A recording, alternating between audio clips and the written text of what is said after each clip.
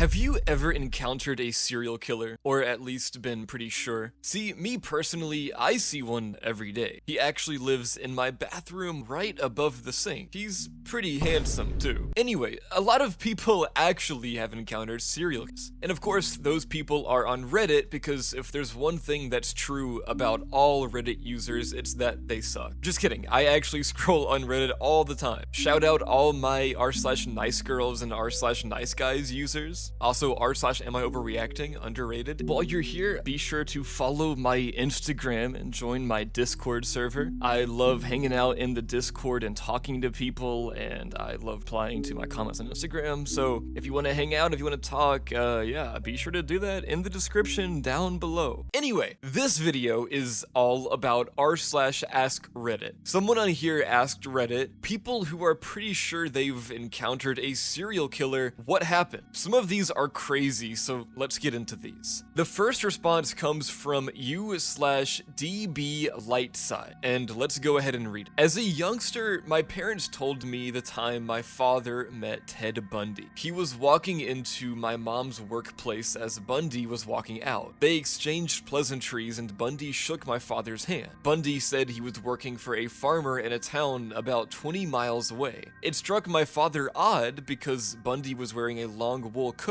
and his hands were baby soft smooth, not the hands or attire of a farmhand. There were announcements in the 70s warning residents that he may be in the area. We live very close to Colorado. It was an interesting story. When I was nearly 40, I was at a birthday party for a friend and afterward went to her house for some homemade food. She was telling me of when she was a criminal justice student in college and she wrote her thesis on Ted Bundy. She said some of her material came from the police reports from when Bundy attacked my mom, which took me by surprise. I decided to talk to my parents about it. My mom worked at a Montgomery Wards in those days and was working there alone that day. Bundy came in and pulled her in a back room and dragged her to the ground. She said she started kicking and hitting him as hard as she could, fighting for her life. After a while, he got up, pointed at her, and said he was going to go get lunch and then come back for her, and then left. It was around this time that he passed my dad coming in as Bundy was leaving. My mom looked like she could have been a sister to many of his victims. My father drove around with the local sheriff looking for him at several restaurants to no avail. Today, my father can't stand watching documentaries of Bundy as he is often shown in that same wool coat and same smug smile. My parents protected us kids from feeling like evil could be that close. Holy fuck. I literally cannot imagine. For me, I don't love anyone more than I love my mom, and the idea that your mother could have been the victim of Bundy is absolute horrible. To this poster, I am so sorry your mom had to go through that. And I do not blame this person's dad at all for, not wanting to watch documentaries. Not only is Bundy shown in the same outfit as he remembers him, but also Bundy is so flattered and enamored in so much media today, it's disgusting. Like, really disgusting when you remember there are real people out there who have been real victims of him. The next response comes from u/shot_construction445. I had an employee that worked for me doing minor maintenance repairs on construction equipment. One day it just took him way too long on a job and I was pissed. I pulled the GPS info and he was nowhere near where he was supposed to. My admin and I both called him repeatedly with no response. Now I'm even more pissed because this wasn't the first time he took too long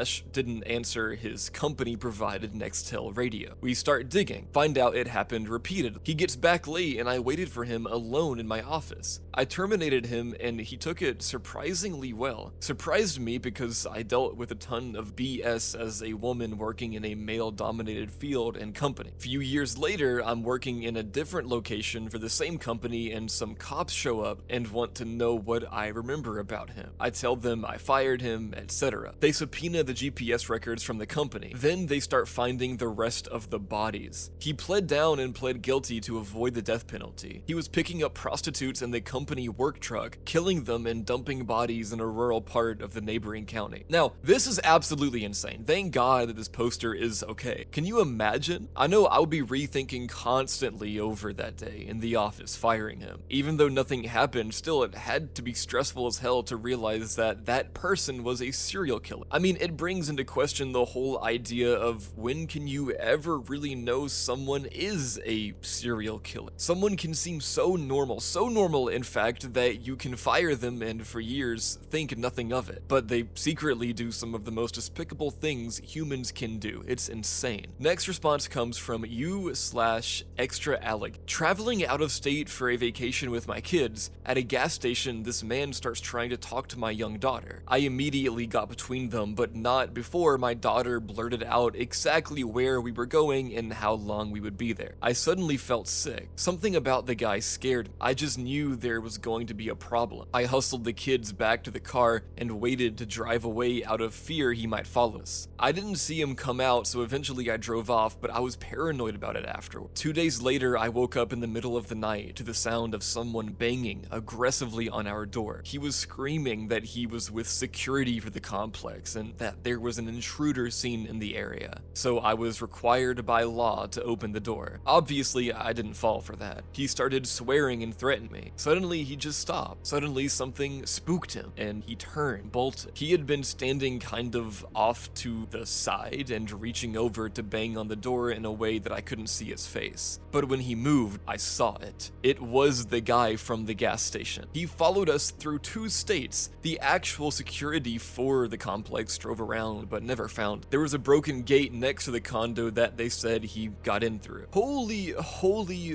fuck. The top comment on this one says, that is Stephen King level of crazy, and yeah, I agree. This is one that seems like it could almost be fake because this is some like r/no sleep type shit. I mean, can't blame the daughter, she's just a kid, but I can imagine the mixed emotions of absolute anger and pissed offness while also an intense feeling of wanting to protect her and yourself. Gotta be an insane experience. I want to read another comment off of this one too from you/Burbrain. They said this: can piggyback off this. Was camping with a group of friends and exploring for some rock climbing cliffs. The instructions for how to get there weren't great and we ended up down a road with a farmer stopping us from going any further. Something didn't feel right about the whole encounter, pretending not to know any landmarks despite clearly being a local, and really insistent we didn't drive down the road further. We could have murdered our friend ourselves when he said, quote, "Oh yeah, we're just camping at X spot." Even more so when someone pulled up in a van that night to our solo spot and sat in it, engine running, headlights on, for 10 minutes. Other campers, but gee whiz. I mean, what, that guy said, "Oh yeah, we're just camping at X spot"? Dude, I'd be pissed too if somebody was calling it X. Who says that shit, bro? It should be, "Oh yeah, we're just camping at Twitter spot." Am I right, guys? Anyway,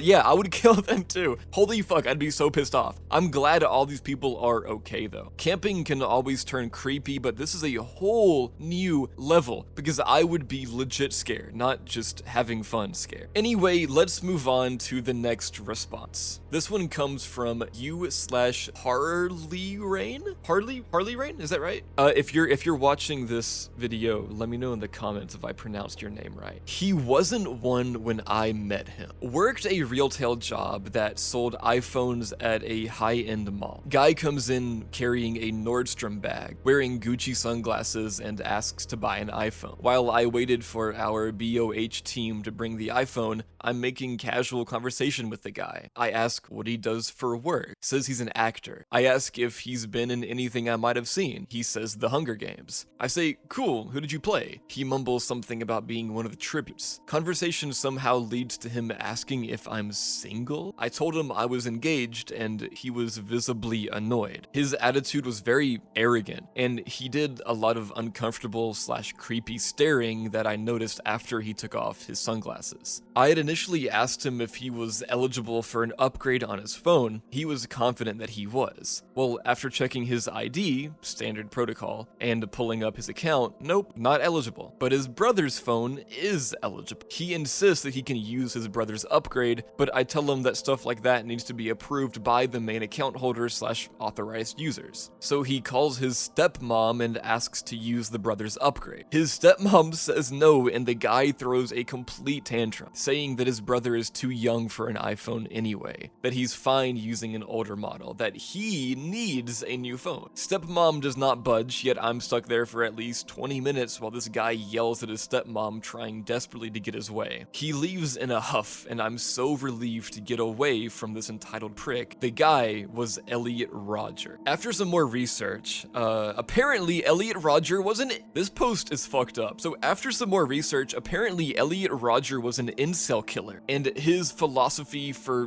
why he did it was that he wanted to punish women that didn't want to sleep with him. That's insane! Can you imagine being such a little bitch that you don't get any play, so you start killing women? Like, what? This poster actually also gave another reply under the original post that I want to read too. So here it is. His dad was a producer on The Hunger Games. I ended up reading his manifesto where he talked about frequenting the mall that I worked at, and how he was also very envious of the actors in The Hunger Games when attending the premiere with his family. I am assuming he thought that lying about being an actor in the movie would make him sound impressive. Holy shit, this guy sounds like the worst! And I know a lot of 2025 Trump supporters, so yeah, saying a lot. Okay, I think I should clarify that I was joking, and I'm not actually comparing killers to Trump supporters, but hashtag trans rights. So another one to read, here we go. This one comes from u/immigration journey 2, and I'll just say this one's kind of sad. When I was 12/13 years old, several young girls were R-worded and one murdered in my city. We were told to be very careful. They also gave us a very vague description of the murder. Also, editor, you might want to bleep out whenever I say murder.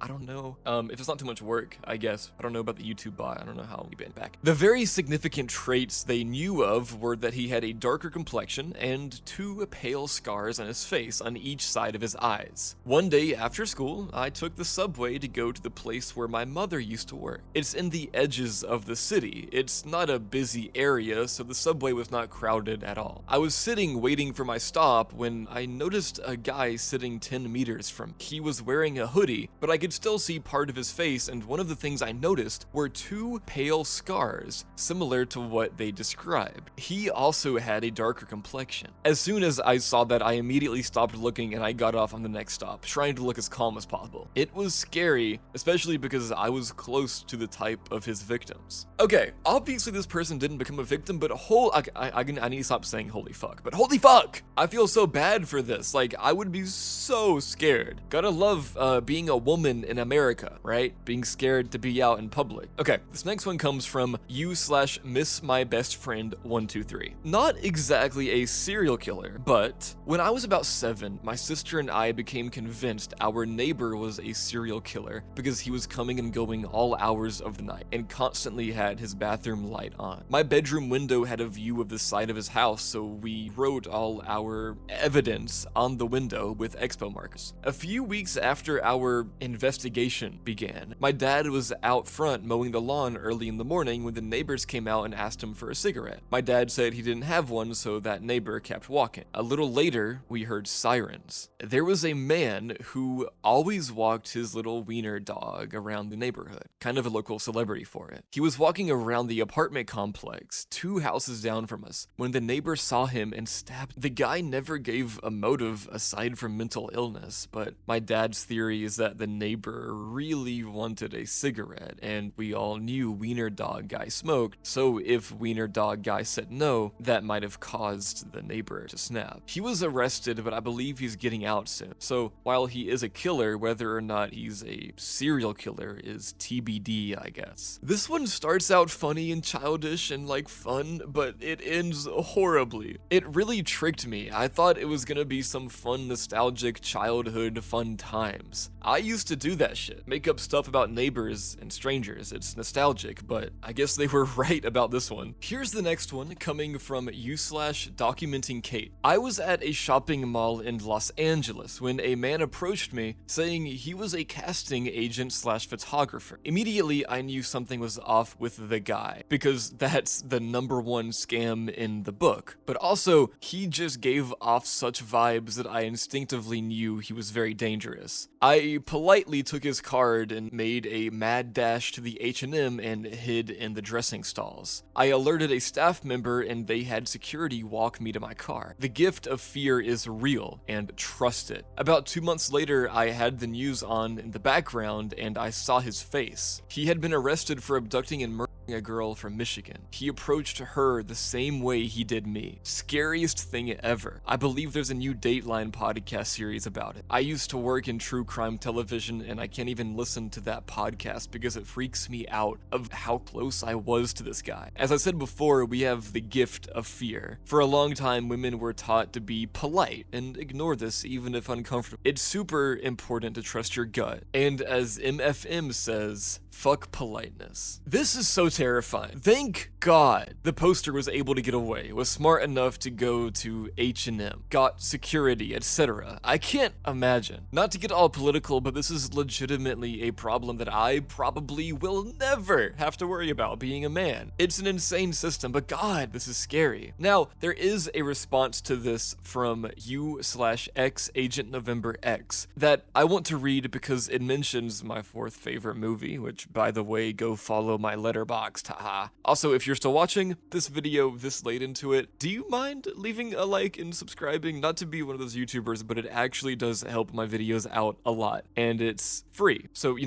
don't have to, but if you like me in the video, it would mean a lot if you did. Thanks. But anyway, here's that response I was talking about. One of the hardest hitting lines in the movie The Girl with the Dragon Tattoo is delivered by the killer after he's discovered. He has captured the person who discovered him. The person who discovered him, they had already left the killer's house after discovering evidence. As they were walking away, the killer, previously a friend, spots them, opens the door, and says, "Hey, come here for a drink. I have some news about your investigation." And the victim, after a moment of thought, accepts. Later, the killer asks, "Why did you come back? You knew what I had done." And the victim doesn't really have a response. So the killer continues, "It's because the fear of causing offense is greater than the fear of pain. You wouldn't think so, but it is. I think about this all the time because my gut has told me something is wrong on multiple occasions. Sometimes I'd listen and sometimes I wouldn't. It's tough because we are taught so early on not to be rude or cause a fuss, but always listen to your gut." Okay, this is so true. Viewers out there, please stay safe. Please stay safe. Listen to your fear gut. The next response comes from u/Happy Stabber, which is a fucking awful username for this question here. Maybe he's the killer. Maybe he's the killer. I don't know. Anyway, my mom once told us about a suspected run-in she had with Clifford Olson. She was around 13 years old, walking home from swim club, and a man matching his description pulled up alongside her and tried to strike up a conversation. He would ask her where the post office was located and said he needed some help mailing a present. My mom was smart enough to realize that it was Labor Day and that the post office was closed. She saw he had plates on his car from the US and had leather gloves on. When she finally worked up the courage to end the conversation and walk away, the man started swearing at her, telling her to get in the car, and then he sped off. The dates and location all add up too. Freaky shit. Edit. I didn't expect this to blow up, lol. I asked my mom for more information, but she pretty much told me the same story. She ran off the sidewalk into the park access across the street to get away from him and didn't stop till she got home. She never reported it to the police, but told my grandparents about the encounter. She wasn't allowed to walk home from swim club anymore, and the parents set up carpooling programs for the group. Clifford Olson, the Beast of British Columbia, was finally arrested in 1981 on Vancouver Island on suspicion of trying to abduct 2 teenage girls. He committed 11 known murders of children and teenagers in a little over a year, with countless assaults before and during his spree. Also, Ed, you definitely believe that was the second part, just part of it so it doesn't cop at the bottom. They found the decomposing body of a 13-year-old girl a few weeks after this encounter within an hour of my mother's house. The body was later linked to Olson. Close calls are insane. These posts are so crazy to me because as far as we know, they're all fucking true, which makes it way way scarier than horror stories or like r/no sleep. And of course, my heart goes out to all of these lovely people who suffered these things. It's awful. Next response comes from Dead Soul Inside. Oh boy, my time to shine. Mentioned this story a few times on random Reddits. Back in the 80s, me and my parents lived out in Kansas. My father would work as an electrician for new homes during the spring to fall months. Winter months would pick up random jobs over the winter. One year he was working at ADT out of Wichita, and one morning it was too cold and he could not get his truck to start, so his coworker drove by and picked him up. After their shift, he dropped my father off. My father invited him in to come meet his family. I gotta pause really quick here, but dude, any red flags yet? I don't know if it's like common knowledge, this shit, about like the thing, about what this is, but like this is so obvious already, like I am already so scared for this guy. Wichita, Kansas, ADT. Anyway, my father introduced him to us. He said, "You can call me Uncle Dennis." This confused me as a kid. I was 7 or 8 at the time, as I just met this guy and I had an uncle named Dennis that lived down the road from me, and this guy sure as hell is not him. He then proceeds to then grab me and pick me up. I was a fat kid. My parents never picked me up, and it was kind of freaky to me to be picked up like that. He then went on to talk to my mom and dad for a bit. I went off to go play with toys or watch TV. Flash forward a bit, it's now 2005. I am now in a completely different state, still living with my father who is in need of care. My mother passed away years before. Rest in peace, poster, I'm sorry. The news comes on and a familiar face is on the screen. I race downstairs as fast as possible and turn the TV to that channel for my father. I watch my father turn pale. The news announced they arrested Dennis Rader, the BTK killer. This was my father's coworker at ADT. My father was silent for a moment before he then responded something along the lines of, "That motherfucker." I thought it was odd when he made the comment to my mother, "You better watch out with being home alone out this far in the country. You're about the same age as the BTK victims." Oh my, TLDR, for a brief moment in the 1980s, my father's coworker was the BTK killer. This is horrifying. Oh my god. This is insane. Imagine meeting the BTK killer like before he was caught. That's actually crazy. My life seems so nice and boring and easy and like tranquil compared to all this. Like reading Reddit really makes me feel better about my life. I'm so sorry for this poster.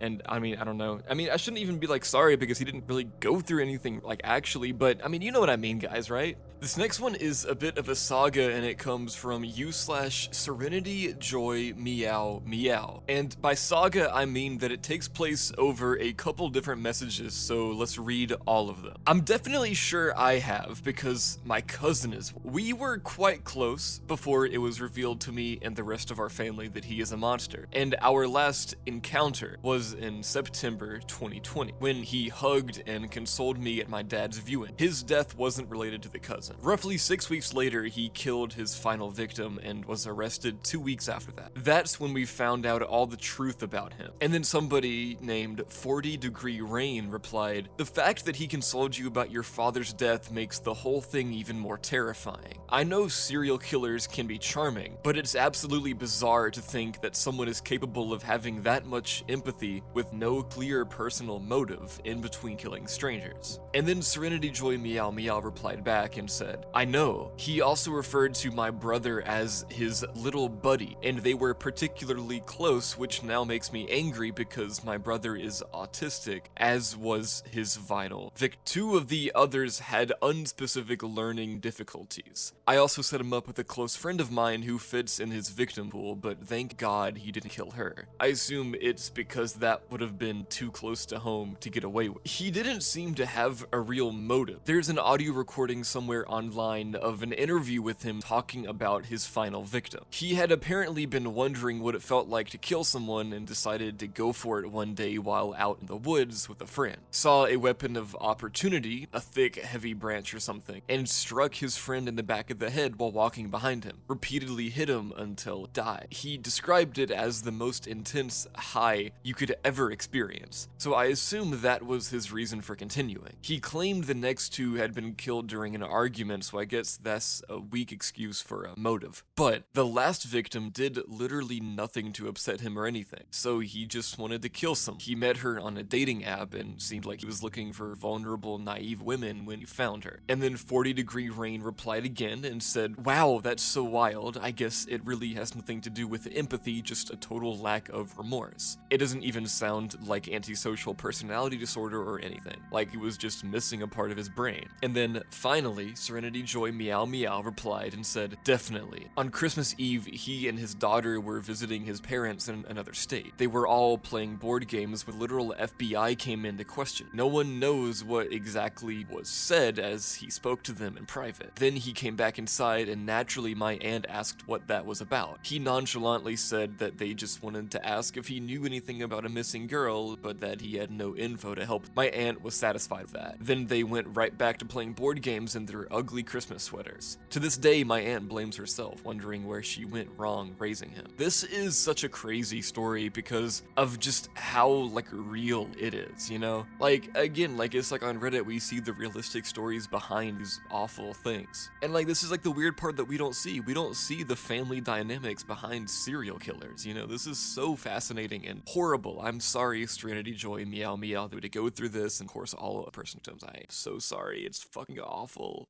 But yeah, guys, be safe. Be careful, please. Here's the next response from u/scooch_Genie Lola, I think. "My father 100% believes he encountered one, and he's normally a joking person. This story is the only story he ever gets shaken up talking about. In the 60s and 70s, it was common for people to hitchhike around the country. My father is blue collar through and through, and before he got married and had kids, he worked on oil rigs, tarred and graveled roofs, hopped freight trains with his friends, and even hitched to Woodstock. He has always done manual labor jobs, so he's always been reasonably fit with an average build, and in the hitchhiking era, he was cautious and aware, but never truly felt he was in any danger. They even hitchhiked off and on job sites. During a snowstorm in New England in the 1970s, he was hitchhiking from Massachusetts to see some friends in New York. He said he would be cautious and choose cars and drivers that looked neat and clean. He wouldn't take any weed or food or drinks offered to him, and he'd be pleasant when talking, but he wouldn't give too much personal information away. It was semi-late in the evening, and a nice car pulled up, and the driver was a man who looked to be in his late 40s, early 50s. He remembers the inside of the car was very clean, and the man driving was white, well-groomed and well-dressed, wore classy driving gloves, not mittens or work gloves, driving gloves, he remembers, and drove along at a reasonable speed in comfortable silence through the sleet and snow. When the car finally approached the exit where my father needed to be dropped off, my dad said he told the man, "Hey buddy, right up here is perfect. You can just let me out and I know where I'm going after that." The man said nothing, kept looking, driving ahead, and didn't slow down the car. My dad said he then was getting a little nervous, so he put his tough guy voice on and went, "Hey man, I'm not looking for trouble here. I told you can pull over and I'll handle it from here. Pull the fucking car over, man." The driver then turned to face my dad and he could feel the car starting to speed up faster, and the guy started smiling. The way he described it to me made it sound like the creepypasta story, The Smiling Man. It didn't matter that my father was cursing him out. He just had a blank look behind his eyes and a giant smile. The man then said really quietly to my father, "And where do you think you're going?" He still kept the big moony smile on his face. Dad told me he thought about grabbing the wheel and making them crash, but he didn't know where he was, and he didn't know if the guy had a weapon on him. He said he saw a turnoff approaching, and so he quietly put his hand behind him on the door handle, and he decided he was going to try to tuck and roll or run out if the guy slowed down enough. The guy driving started slowing down enough at the turn for my father to jump out, and he hit his shoulder on the concrete but was wearing a jacket and work boots, so it sort of cushioned him. He saw an embankment leading up into some trees, so he just used his hands to climb up the grass and snow, ran into the trees, and flattened himself on the ground and hid. He said he thought, "No way this guy will come after me." And then he saw the man below get out of his car and start climbing up the embankment after him on all fours. Dad said he just sprinted further into the woods out of sheer terror. He was banged up by the branches and didn't know if he was going to run into a retaining pond and drown, or go off the side of a cliff. But he wasn't going to lie there and wait for the guy to find him. He laid down again and covered himself with some wet leaves. He was too scared to look up and check if the guy was coming after him. He heard noises in the distance and he believes the man at least attempted to enter the woods. So he laid in the leaves and slush for a long time until he had the courage to slowly move out towards the highway and the off-ramp. In the car, he had left his scarf and a duffel bag of clothes and stuff, but thankfully nothing with his ID. Dad said he ended up huddling into himself, kept walking as fast as he could on the shoulder of the road, occasionally ducking into the woods when he heard a lone car coming, and he didn't stop walking until he found the closest town to call someone for help. He never reported it, never hitchhiked again, even with his friends in a group. He says he can still picture the guy's voice, exactly what he looked like, what he was wearing, what the car looked like. I once offered would he like to look at some true crime things to see if he can match the face in case there were some active serial killers in the area, but he doesn't like to go there. He tries to scoff and joke about it, but I know that this has stayed with him his whole life. This is some no sleep shit. This is some stuff that, like, honestly, this is one of the ones that I don't know if it's true, but I mean, it's reasonable, it's realistic. I mean, I don't know. It's scary though. Like, imagine this happening to you. Please stay safe, guys out there, viewers. Please stay safe. But all right, guys, thanks. I hope you guys are liking these Reddit videos. The Reddit stories on my channel kind of seem to dip off in views. I don't think you guys really want to see that anymore, but the disturbing things from Reddit series that I did, those 3 videos, these seem to be doing well. You guys seem to still be liking these, so I'm gonna try to do more content like this. Reddit is a great place to find scary and interesting things, so should be pretty good, so you can expect more content like this, at least if this current video does well. I guess we'll see. But also importantly, let me know in the comments or in DMs anywhere what you want to see, because I do take like viewer recommended videos. So if you have a video that you want me to make, just let me know, send me a DM or comment. That's gonna do it for this video. Thank you so much for watching. If you're still here, again, please subscribe, please, for me. Leave a like, leave a comment of what you want to see next, you know. But most importantly, good night everyone, and sweet dreams.